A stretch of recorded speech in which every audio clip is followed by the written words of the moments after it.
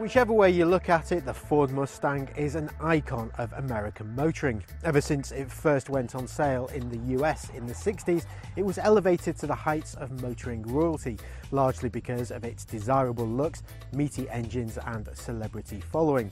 And while it proved a huge hit stateside, it never really took off in good old Blighty, largely because the steering wheel was on the wrong side and it was pretty expensive to run. Those days though are long behind us. Ford has now made a Mustang that's not only available as a right-hand drive, but, according to the manufacturer, is better suited to life on this side of the pond. One thing's for sure, it's certainly got that wow factor from the outside. Just look at its muscular stance, long bonnet and flowing lines, not to mention this bright yellow paint job. It really is a throwback to the original Mustang. I mean, look at those tail lamps, they're a modern take on the original. And it's the same on the inside. Okay, it's not exactly in the same league as some of its European competition. Some of the plastics are a bit cheap and scratchy, not exactly what you'd call premium. And the buttons do take a little bit of getting used to, but they're a mix of retro design and modern styling.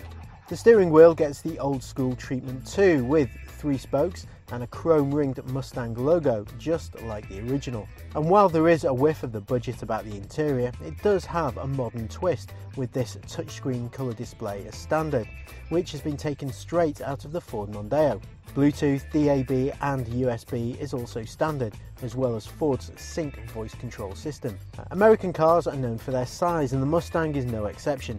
That means that it's a proper 2+2 and there's a decent sized boot that's bigger than rivals like the BMW 2 Series and Audi TT, although you do have to get used to the hidden boot opening button under the bumper.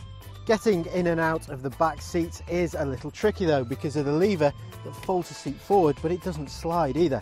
And once you get into the back, space is at a premium. Head and leg room is a little bit limited, but it is better than some of its competition. American muscle cars have always had a reputation for suiting life on the straight roads that you tend to find on US highways, rather than the twisty stuff that you'll find around Europe. But that's not the case anymore. Well, not with the Mustang anyway. Ford has engineered an independent suspension at all 4 corners, meaning it now handles surprisingly well on twisty roads with minimal body roll. It's flexible enough to soak up bumps so that it makes it relatively comfortable and well balanced. So far so good. This one is the flagship 5-litre V8, which pumps out 412 brake horsepower at 6,500 RPM.